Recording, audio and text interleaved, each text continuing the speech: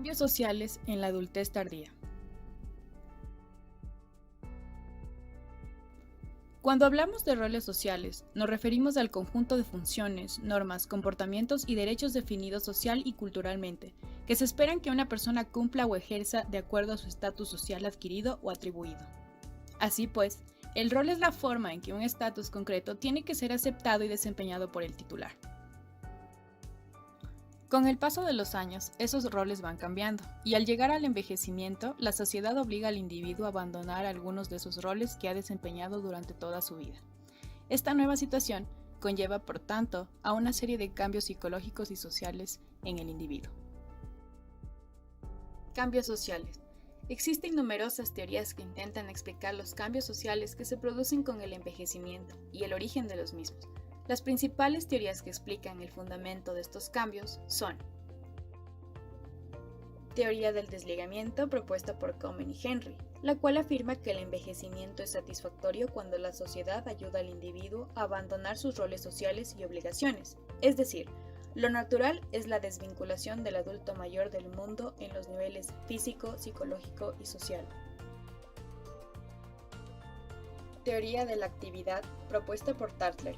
Esta teoría sugiere que el envejecimiento exitoso ocurre cuando la persona mantiene los intereses, actividades e interacciones sociales en los cuales participó durante su adultez intermedia.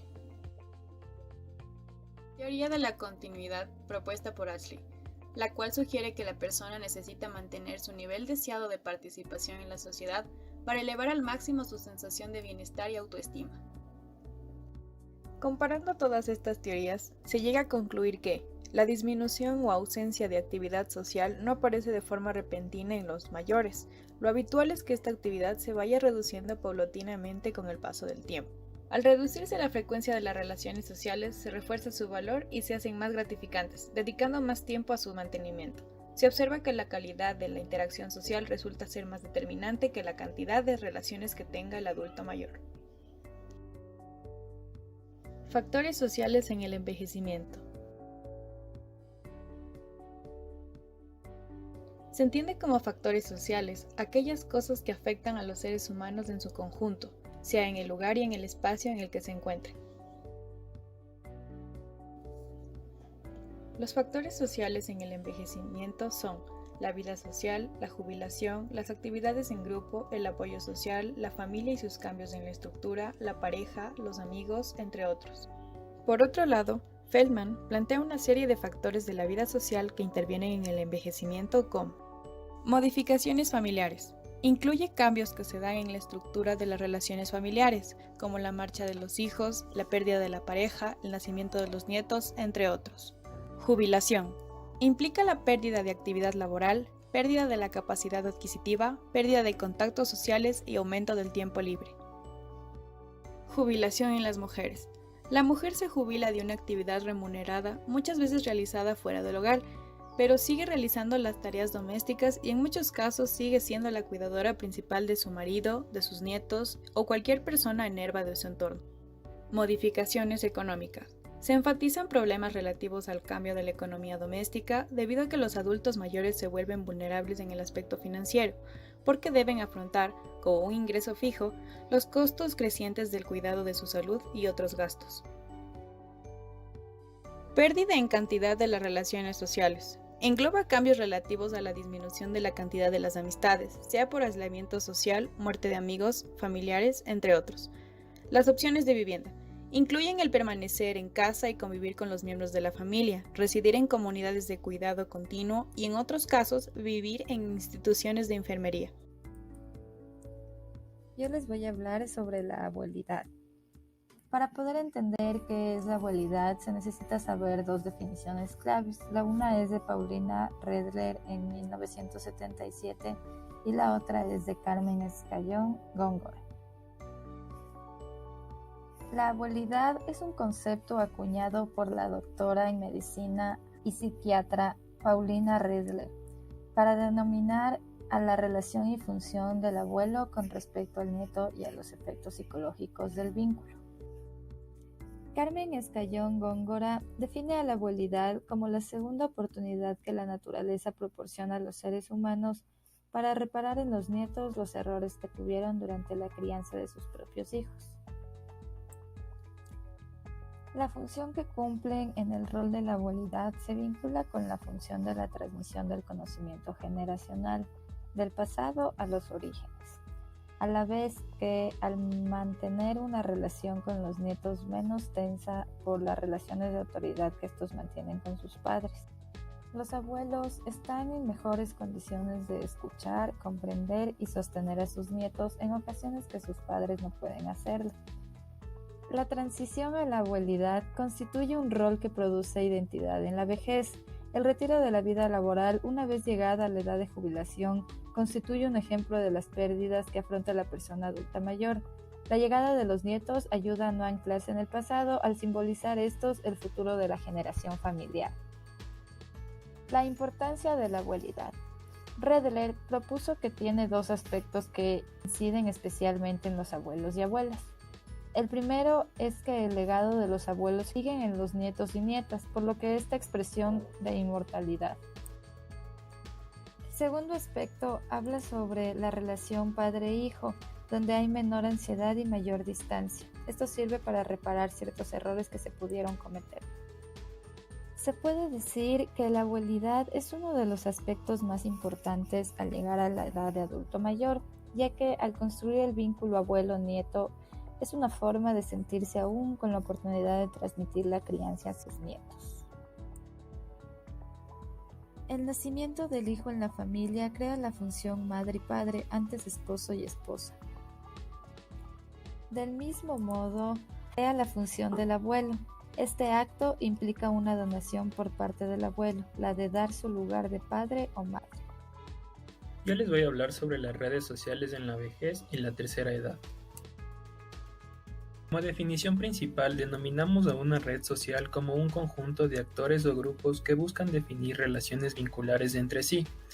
A través de las relaciones, los actores se unen directa o indirectamente, a través de compromisos, informaciones relevantes, entre otros aspectos. Existe un enfoque denominado enfoque de la estructura social, que es en el que se centra la teoría de las redes sociales. Por otra parte, los vínculos que se dan entre los individuos, o como en la teoría de las redes se los denomina actores, pueden ser vínculos individuales o vínculos colectivos, los mismos que se dan dentro de la sociedad. Dentro de la teoría de las redes sociales tenemos la de baja y alta densidad.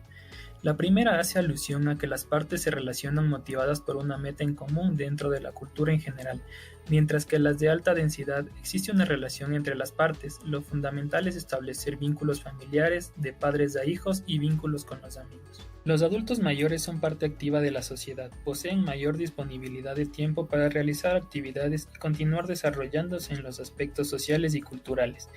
Lo que se busca en la actualidad es darles participación activa, facilitándoles la convivencia y que se adapten a los cambios tecnológicos. Al llegar a la vejez, las personas pierden espacios donde generaban relaciones como es en el ámbito laboral, el rol productivo y el fallecimiento de su pareja o personas allegadas. Es ahí donde entra la tecnología, ya que en la actualidad ayuda a tener una mejor comunicación, a mantenerse más activos y saludables, a tener un equilibrio físico y prevenir enfermedades y la dependencia en sí. Es muy importante establecer vías de aprendizaje de manera personalizada. De igual manera debemos motivar a los adultos mayores a la alfabetización. Según la OMS, en el último año, aproximadamente 1 de cada 6 personas mayores de 60 años sufrieron algún tipo de abuso en entornos comunitarios. Además, esta tasa de maltrato a personas mayores son altas en instituciones como residencia de ancianos y centros de atención de larga duración, el cual puede conllevar a graves lesiones físicas y consecuencias psicológicas muy graves y prolongadas. Los abusadores suelen ser los propios hijos adultos, aunque también pueden ser cualquier miembro del entorno familiar o un cuidador, en este caso en los ancianatos. Además, el abuso suele ser más frecuente y grave con el paso del tiempo. Menos del 20% de los casos de abuso son reportados y este abuso constituye un problema de salud pública cada vez más importante. Este tipo de violencia constituye una violación a los derechos humanos e incluye el maltrato físico, sexual, psicológico o emocional, económicas o materiales, el abandono, negligencia y el deshonro grave de la dignidad y la falta de respeto. Entonces, el abuso físico es el uso de la fuerza para provocar una lesión o un malestar físico o psicológico, el cual incluye ataques, empujones, sacudidas, golpes, ataduras, alimentación forzada. También puede incluir delitos sexuales. El abuso psicológico, que es el uso de las palabras, actos u otros métodos para provocar tensión emocional o angustia, en cual incluye amenazas, insultos y órdenes de mal modo. La negligencia, que es la falta de provisión de alimentos, medicamentos, cuidados personales u otras necesidades del adulto mayor. Y el abuso financiero, que es la explotación o la intención de apropiarse de las posesiones de los fondos de una persona, en este caso de los adultos mayores.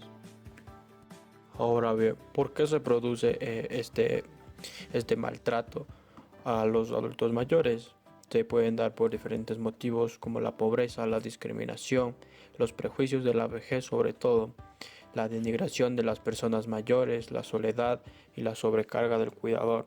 Características o consecuencias de una persona mayor, adulta mayor, maltratada, hablando psicológicamente, son los cambios de personalidad, se vuelven agresivos física y verbalmente, tienen una falta de conciencia social, una falta de discernimiento, ellos se vuelven muy intolerantes, se aíslan y no aceptan a cualquier cuidador. Las cognitivas, donde existen fallas de memoria, falta de concentración en tareas simples, y los problemas físicos, donde se les altera el sueño, tienen incontinencia y discapacidad múltiple. El abuso de los adultos mayores es muy difícil de detectar porque muchos de los signos son sutiles y la víctima no suele estar dispuesta a hablar sobre el tema. Las víctimas pueden esconder este hecho debido a la vergüenza, miedo o a la venganza o deseo de proteger al abusador, pero las siguientes situaciones clínicas sugieren que existe un abuso aún mayor. Ahora bien, el tratamiento. Si el paciente se encuentra en peligro inmediato, el médico debe considerar junto al paciente su hospitalización, la intervención policial o la mudanza a un lugar seguro. Si el paciente no está expuesto a un riesgo inmediato, deben implementarse los pasos necesarios para reducir el riesgo, aunque en forma menos urgente.